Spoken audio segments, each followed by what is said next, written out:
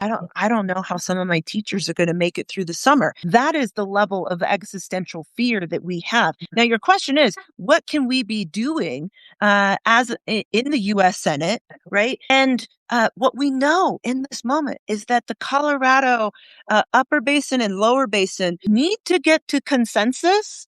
And we need those leaders in those states to find that consensus before the federal government has to get involved. And under this administration, my fear is that if the feds get involved, it will not be to the benefit of all of us in the basin. And so I believe fundamentally that we have to listen to one another, and we have to all, upper and lower basin, acknowledge and recognize that the numbers and the levels that were put forward for who gets how much water when, those were all agreed upon prior to the full implications of the climate crisis were fully known. And so we're all going to have to conserve. We're all going to have to do our part. And I say that as someone who was born and grew up for a part of my life